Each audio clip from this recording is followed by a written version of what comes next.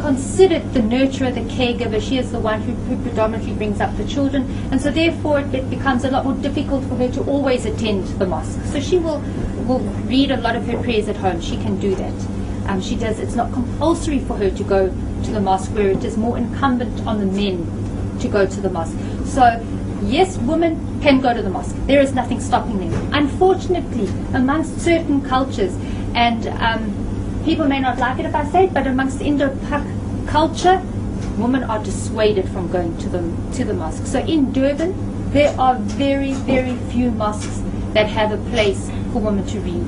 The mosque we were in does not have a place for women to read. Okay? It is the biggest mosque. It does not have a place for women to read. But there are places, and the areas are very tiny for women. But in Cape Town, and most of the Muslims in Cape Town are of Malay descent, and the majority of the mosques in Cape Town have plenty of space for women to pray. That is the difference, and that's, once again, it is the cultural overtones that come into it. And very often it is the cultural overtones that cause the problems within Islam, because we then have these skewed ideas and skewed opinions of what is and what isn't. And that causes enormous problems for Islam.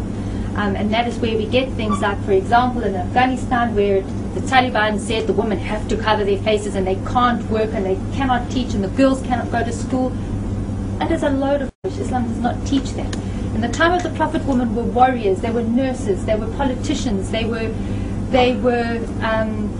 businesswomen. They did everything, and women can still do that. There is nothing preventing them from being all of those things. And unfortunately, people around the world in the West, and I'm going to put it in inverted commas, the West do not see that. They think women are oppressed, they cannot do things. When I did my honors here, I did it on the white community's opinion of Muslims, and it was horrendous. They kind of said, oh, well, Muslim women have to walk 5 paces behind their husbands, they have to wear black, and they have to be covered. This is not true. I don't know if you've seen the differences. In Durban, you will find a lot of women are wearing the black. They wear the black abayas and they wear the black scarves. In Cape Town, you will see them, they're wearing beautiful bright colors and bright scarves. And Islam in Cape Town seems very happy and very vibrant and very different to Durban. In Durban, it looks very morbid and very dour, and you know it's very different. And the black garb is not South African. It's not even Islam. It is a very Arab culture to wear the black abaya. Whereas if you were in North Africa, you would see women in these wonderfully beautiful, bright, the Sudanese and the Somalians wear bright coloured fabrics, and they swirl them around themselves, and they just look magnificent. Islam is not only one picture of it, and unfortunately, once again, it is the stereotype that we see in the media, that the woman, if you think about it, you see a woman in the media, on TV, in the newspaper, on the cover of books. What do they show? They show a woman in black and her face is covered. That is not Islam. And for me, that is something that everybody has to try and work through. Once again, it's that image that's always given to you. This is Islam, this is Islam. And it's not. And it's not the way for women in Islam. It is not about being oppressed because you're wearing a scarf. It's not about you have to stand behind the man. Absolutely not. I was saying to the young women, women can inherit, they can own property, they inherit property, they can run their own businesses. If I earn, for example, 10,000 Rand and my husband only earns 5,000 Rand, it is my husband's responsibility, as he is considered the head of the household, to provide for me and my children, and his children. That is his duty. As a man, that is what he needs to do. It is my duty to look after the home and to protect the goods that are there, but I have my right is to be able to go and work and to participate in society, etc. It is not my duty that I have to cook and clean and only look after the children. That is just a responsibility that I have. Thanks for that. Ceremonial impurity also applies to men. So crudely put, if a male engages in sexual relations, it's technically he has to wash himself and cleanse himself before he engages in. So it's two-way. So when you turn on the tap, the first thing you do is begin by washing our hands. And there's something that happens externally and internally at the same time. It's not just washing out of no. We have a reason for why we're doing it. We don't just sit there and say, oh, I don't know why I'm doing this, it's just right. What happens is we bring to mind all the things that our hands have done wrong during the last time and pray. So maybe you fought with your brother or your sister's hair, and you did something wrong. This is the time to bring it up. This is the time to remember it. And so we think about, I shouldn't have done that. I shouldn't have cheated somebody in business. I shouldn't have done this. I shouldn't have done the other.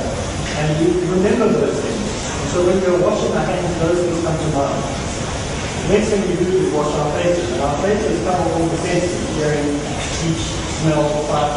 When you smell that hamburger you shouldn't have had, that's the time to remember it. But it's deeper than that as well. Because we think of what we should have done and we didn't do. And the other thing what we do is that we wipe our head. And when we wipe our head, it's also the knowledge that we have, the gift that we have been given to think and reason. And we think, why do we worship God? Why do we care? What is this privilege that we've been given? And so the last part of the washing of your arms is our feet. Because our feet lead us to sin. That place that you should have gone to, that you didn't go to, the sins that you did, this is all brought to mind. So, in a way, when a Muslim stands up on the wudu after he's done his ritual cleansing, it's more than a ritual. Because what he's done, he's basically been baptized. In the same way Christians are being baptized once in a while, a Muslim is doing this at least 5 times a day. And he's keeping himself in a state of purity as much as possible. Now, when the wudu is broken, which is there's ways that the wudu can be broken, we do it again. Now, if any of you got credit cards, no, I have a credit card, you've got some credit cards. What happens at the end of the month? You get a statement. You go, what? How do I spend that much money? How do I pay this back? And some of you have an extra credit card, they pay that credit card off. And they get worse and worse and worse. Now, Muslims pick up a spiritual credit card. Now, we can go through here and I'll tell you about it. You see this mission here, the shrubbery and trees and plants.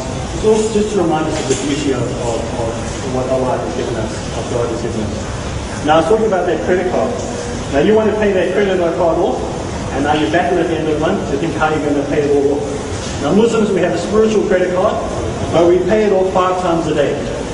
So we don't wait till the end of the week or the end of the day or the end of the month or the end of the year to pay our credit card off. We pay it off 5 times a day. So we keep very short accounts with Allah. We keep very short accounts with God. So we constantly repenting, turning away from, and entering the state of purity again. So there are 5 times a day that we pray. Now during summer you can see we're getting up pretty early. At 4:45 is the time that we would do our first prayer. And so we go on throughout the day, different times of the day. Now the last one is the Jummah prayer, which is on a Friday, which is very similar to, if you're Jewish, you go to a synagogue on a Saturday, and Sunday you would go to church. If you're a 7-day Adventist, you go on a Saturday. So those would be the days for us as Muslims. We come on a Friday. And so the Friday prayer, which was yesterday, would start at about just before 1 o'clock.